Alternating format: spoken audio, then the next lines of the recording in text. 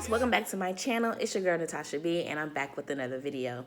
So today's video is gonna be it's gonna be a spinoff of my flight attendant pay video.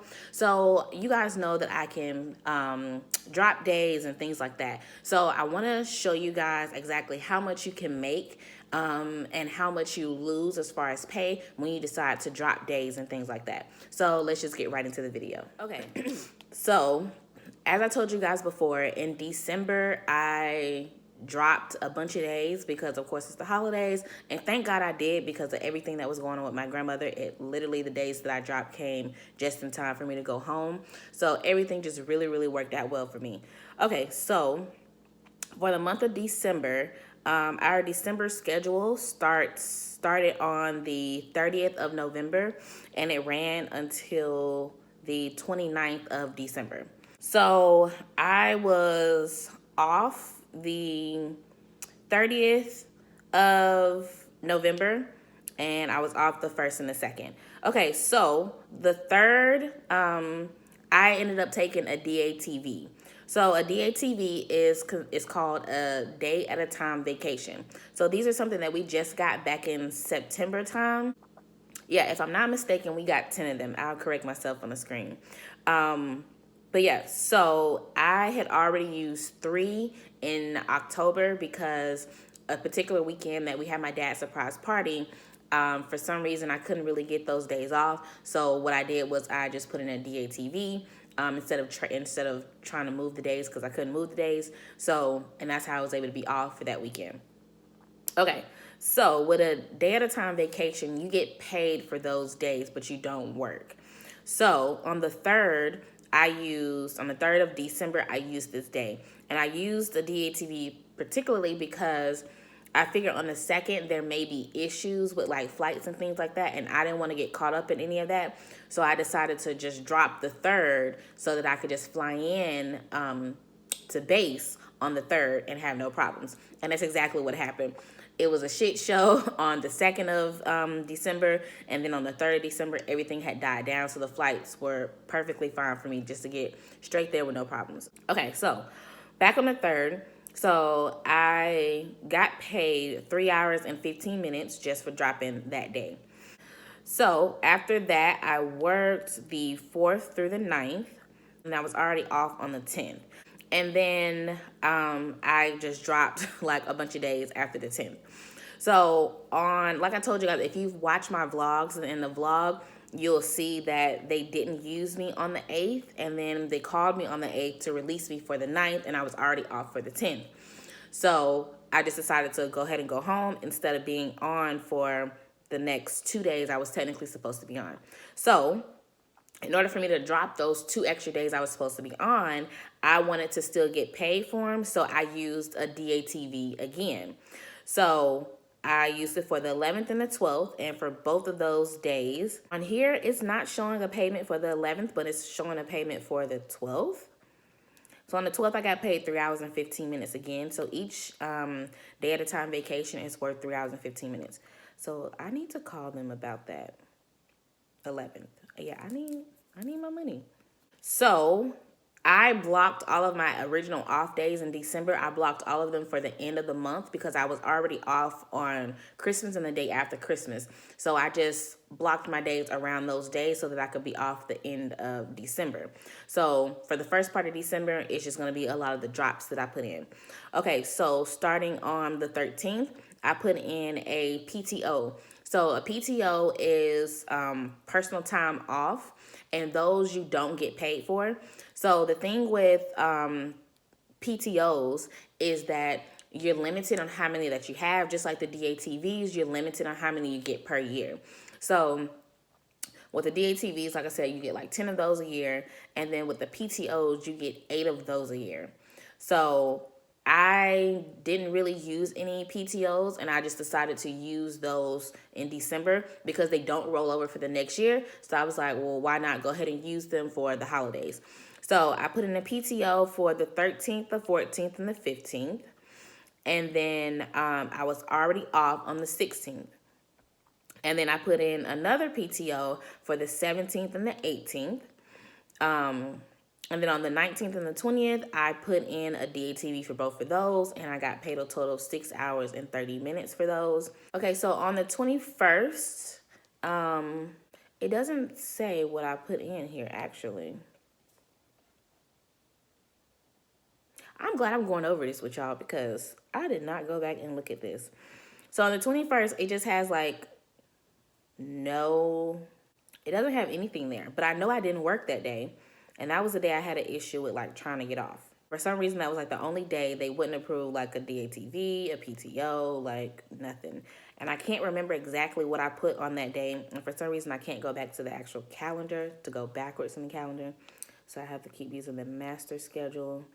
I believe on that day I put in a PTO on that day because I ended up using up all of my DATVs. So either way go, I just still didn't get paid for that day. And then on the 22nd, I put in another DATV and I got paid 3 hours, of course, and 15 minutes. And then for the rest of the month, I was already off.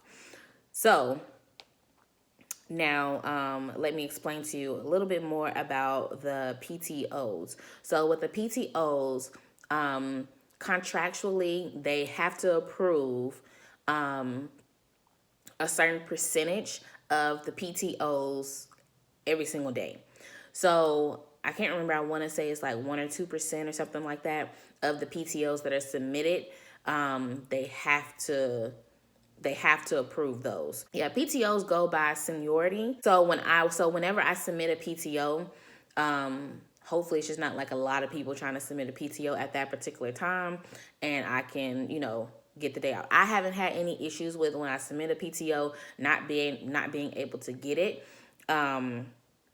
except for the 24th. That was like the only day, but at the end of the day, I still ended up getting it. Yeah, so I haven't had any issues with trying to get a PTO.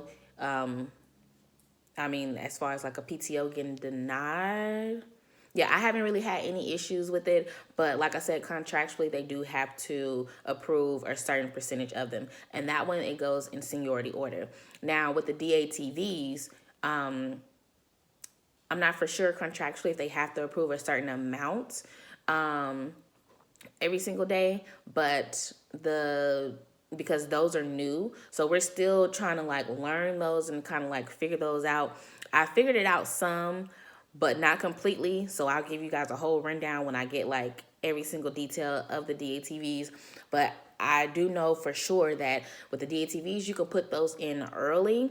And what I mean by early is that when you go to, so we can bid from the 12th through, I think like 8 o'clock on the 17th of the month. So that's the bidding time. And then after that, on the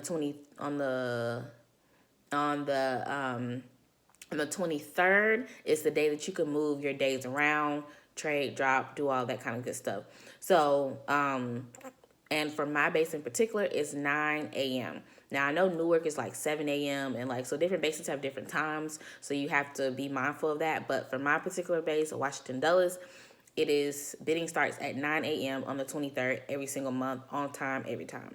So I make sure that I'm up at 9 o'clock on the 23rd, and usually I make sure I'm off on the 23rd so that I'm up at 9 o'clock. So, and I don't have any interruptions, so that I can make sure I can trade and get all the days off that I need for whatever month is coming up. So like I said, back on the DATVs, so those on the 23rd, you can put in however many you want for the month in bulk.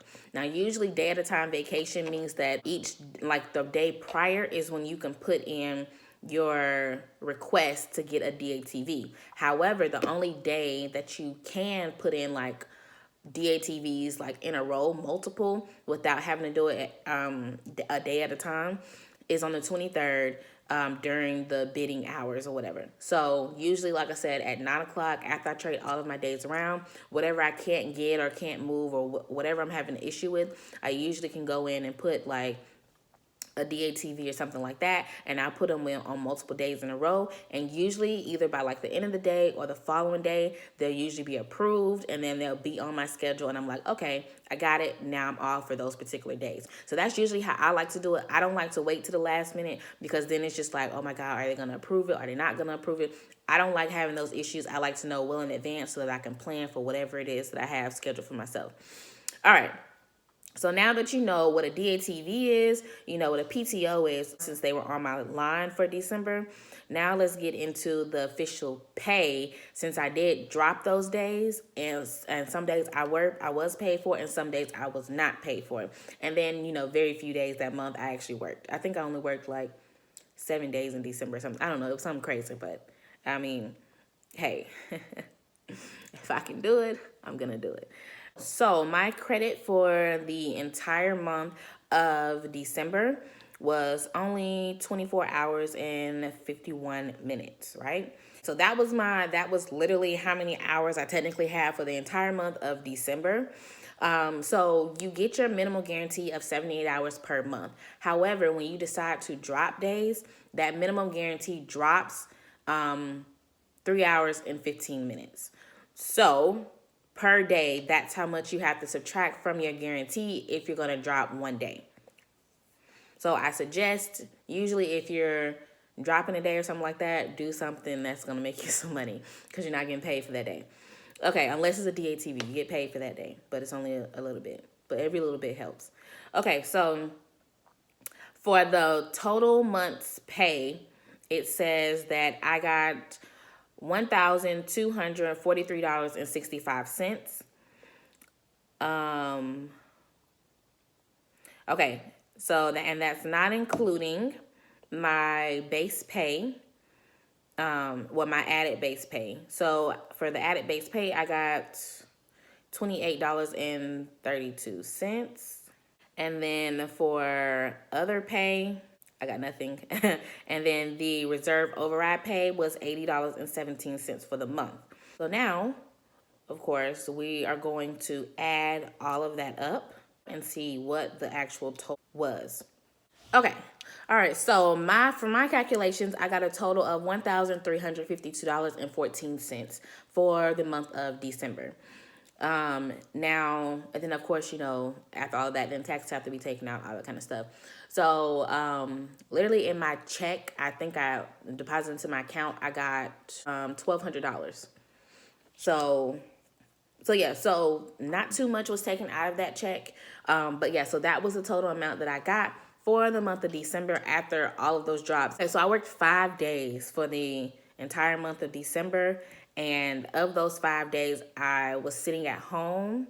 No, of those 5 days, one of those days, I actually got called to the airport, and I only sat standby for 5 hours, and I didn't get used. So of those 5, 4 of them was spent sitting at home, just doing my own thing. So that was the pay for December. It was actually a pretty nice month. I enjoyed it. I'm actually about to go back to work now, so I'll start back vlogging again. But I just wanted to let you guys know that this is kind of like how the pay works as far as when you decide to drop days. So I do want you to be mindful that your pay does drastically increase. But I mean, if you have something else going on that can pay you for that day or something like that, and I'll have videos on that kind of stuff as well coming up. So definitely stay tuned. Make sure you hit the like button, you subscribe. Make sure you hit the bell notification as well so that you know when I upload a new video. So thank you guys so much for watching, and I will see you in my next video. Bye.